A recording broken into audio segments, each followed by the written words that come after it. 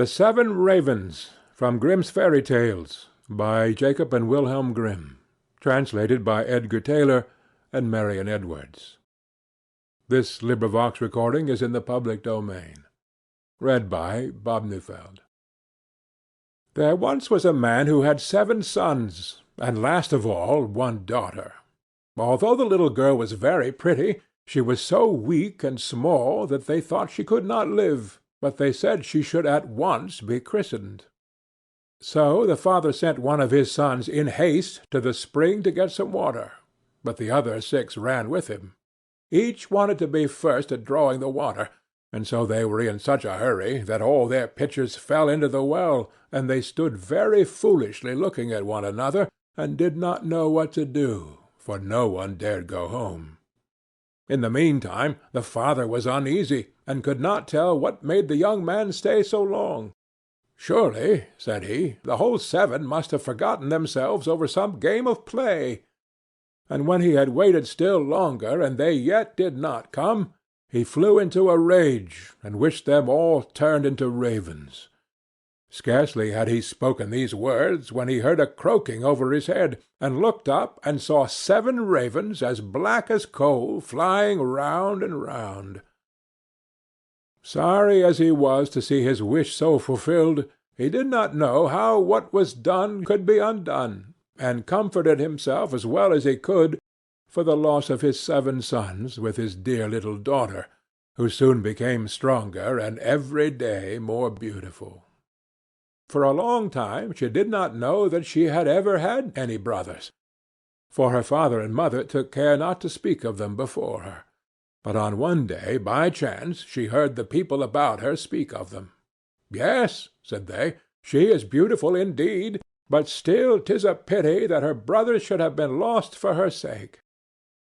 Then she was much grieved, and went to her father and mother, and asked if she had any brothers, and what had become of them. So they dared no longer hide the truth from her, but said it was all the will of heaven, and that her birth was only the innocent cause of it. But the little girl mourned sadly about it every day, and thought herself bound to do all she could to bring her brothers back. And she had neither rest nor ease, till at length one day she stole away, and set out into the wide world to find her brothers, wherever they might be, and free them, whatever it might cost her. She took nothing with her but a little ring which her father and mother had given her, a loaf of bread in case she should be hungry, a little pitcher of water in case she should be thirsty, and a little stool to rest upon when she should be weary. Thus she went on, and journeyed till she came to the world's end. Then she came to the sun, but the sun looked much too hot and fiery. So she ran away quickly to the moon, but the moon was cold and chilly, and said, "I smell flesh and blood this way." So she took herself away in a hurry, and came to the stars, and the stars were friendly and kind to her, and each star sat upon his own little stool. But the morning star rose up and gave her a little piece of wood, and said, "If you have not this little piece of wood, you cannot unlock the castle that stands on the glass mountain, and there your brothers live." The little girl took the piece of wood, rolled it up in a little cloth, and went on again, until she came to the glass mountain, and found the door shut. Then she felt for the little piece of wood, but when she unwrapped the cloth it was not there, and she saw she had lost the gift of the good stars. What was to be done? She wanted to save her brothers, and had no key of the castle of the glass mountain. So this faithful little sister took a knife out of her pocket, and cut off her little finger, that was just the size of the piece of wood she had lost, and put it in the door and opened it. As she went in, a little dwarf came up to her and said, "What are you seeking for?" "I seek for my brothers, the 7 ravens," answered she. Then the dwarf said, "My masters are not at home, but if you will wait till they come, pray step in." Now the little dwarf was getting their dinner ready, and he brought their food upon 7 little plates, and their drink in 7 little glasses, and set them upon the table, and out of each little plate their sister ate a small piece, and out of each little glass she drank a small drop.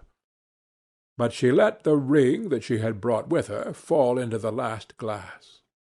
On a sudden she heard a fluttering and croaking in the air, and the dwarf said, "Here come my masters." When they came in, they wanted to eat and drink, and looked for their little plates and glasses. Then said one after the other, "Who has eaten from my little plate, and who has been drinking out of my little glass?" "Caw, caw, well I ween, mortal lips have this way been." When the seventh came to the bottom of his glass, and found there the ring, he looked at it, and knew that it was his father's and mother's, and said, "Oh, that our little sister would but come! Then we should be free."